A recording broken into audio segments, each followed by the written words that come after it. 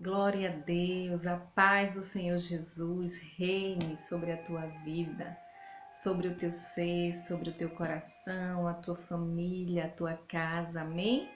Glória a Deus.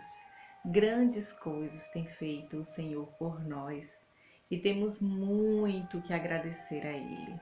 E eu quero ler contigo uma oração de gratidão e de reconhecimento do poder e da soberania do nosso Deus, do nosso Pai que está nos céus, o Criador dos céus e da terra. Amém? Lá em 1 Samuel, capítulo 2, do versículo 1 ao versículo 10, diz assim: O meu coração se regozija no Senhor, a minha força está exaltada no Senhor. A minha boca se ri dos meus inimigos, porquanto me alegro na salvação do meu Deus. Não há santo como o Senhor, porque não há outro além dele. Rocha não há nenhuma como o nosso Deus. Não multipliqueis palavras de orgulho, nem saiam coisas arrogantes da vossa boca, porque o Senhor é o Deus da sabedoria e pesa todos os feitos na balança.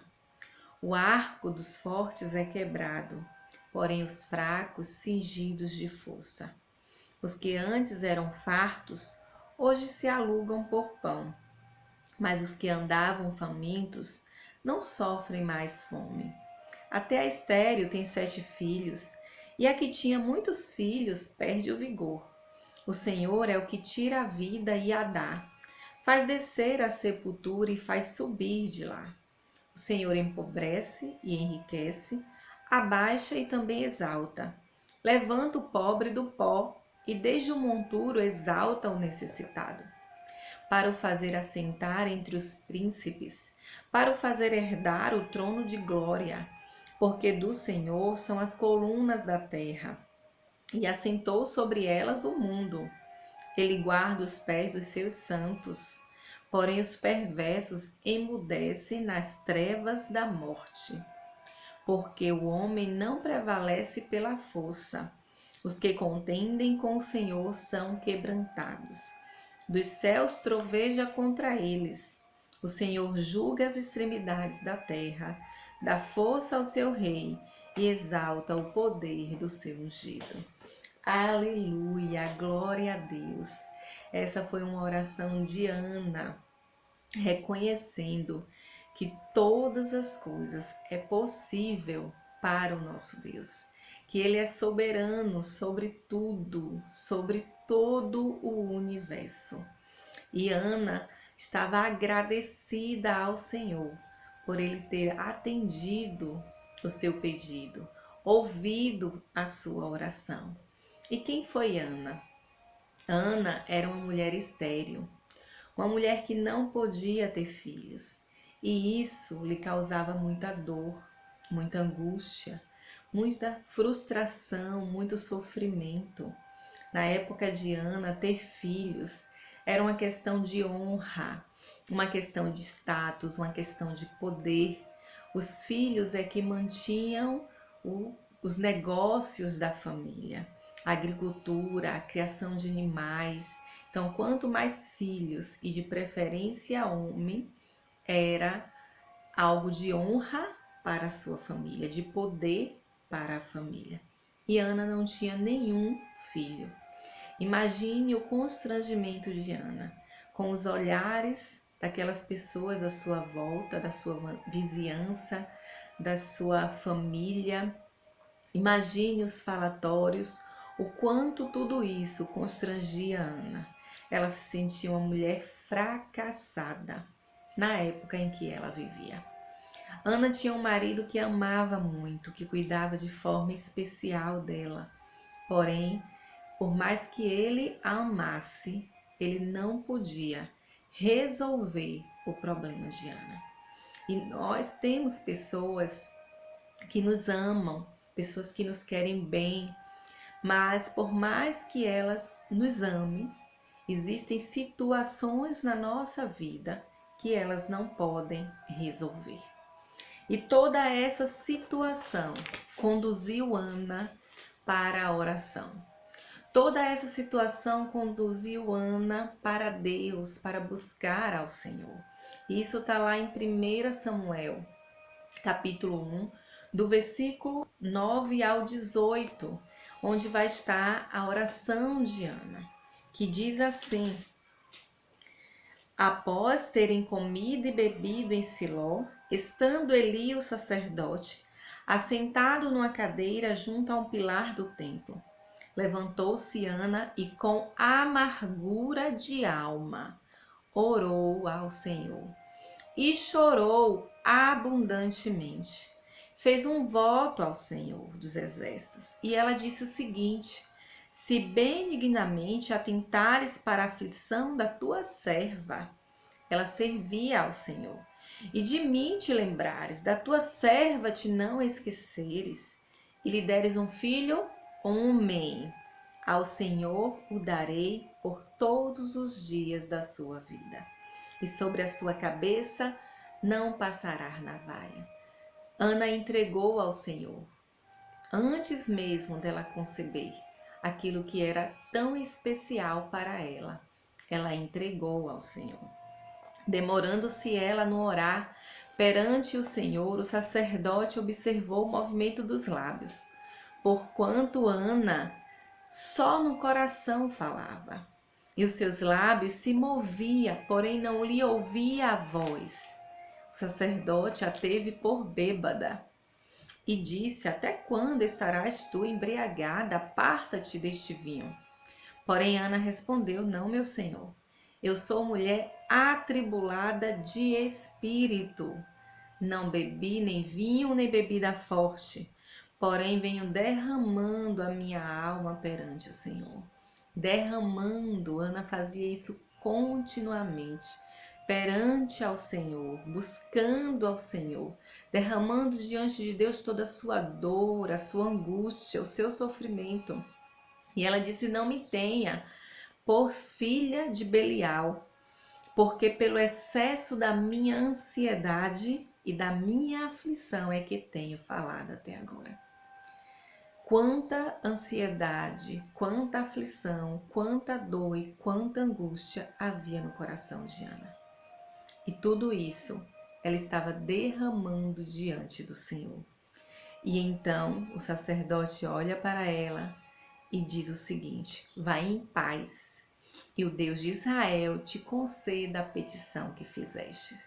Ana ainda não estava grávida, mas ela sai dali, diz a palavra do Senhor.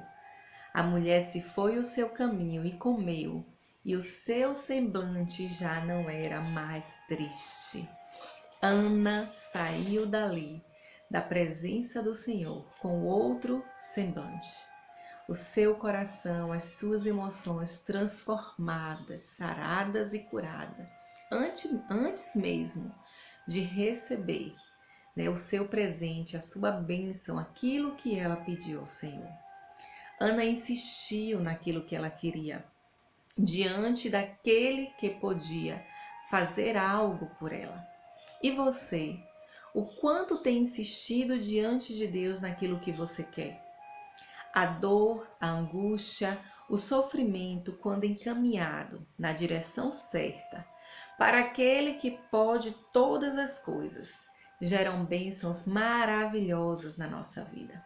Bênção sobrenatural, onde a nossa boca se enche de riso. Ana recebeu a sua bênção. Ela engravidou, ela concebeu e teve um filho, Samuel. A oração de Ana foi ouvida, por isso a oração de gratidão, de reconhecimento do poder, do senhorio de Deus. Ela sabia que só Deus poderia resolver o seu problema. Só o Senhor poderia ajudá-la, só o Senhor poderia fazer com que ela concebesse um filho. E Ana, ela não precisou dizer isso para ninguém, porque o Senhor é quem poderia, o único que poderia resolver a sua situação. Por isso ela se derramou diante do Senhor. Ana aprendeu a se render ao Senhor, a entregar ao Senhor, mesmo antes de receber a sua bênção. Então ela entrega ao Senhor o que ela queria de mais especial, que era ter um filho.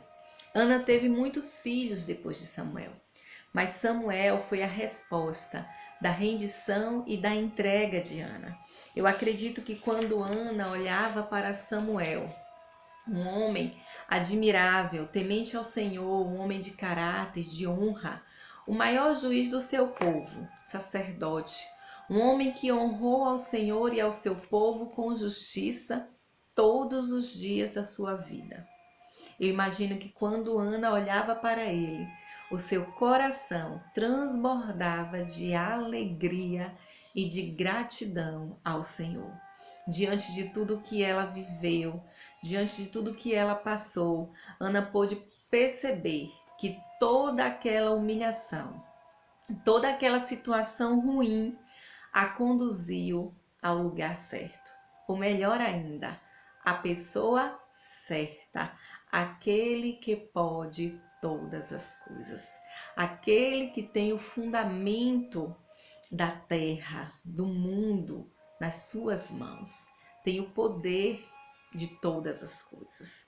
Ana pôde ser transformada pelo Senhor e entender que para Deus não há impossíveis e que Ele se importa com as nossas dores e angústias, sejam grandes ou pequenas.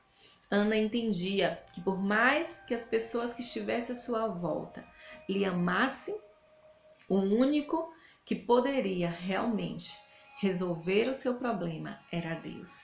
O único a quem ela deveria se render, se entregar, depositar toda a sua confiança era no Senhor. E quando nós nos voltamos para o Senhor com inteireza de coração, como Ana fez, nos derramando na presença dele, reconhecendo a nossa incapacidade, a nossa frustração, a nossa dor, a nossa angústia, a nossa tristeza, insistindo nele, entregando a ele antes mesmo da gente receber, reconhecendo ele como Pai.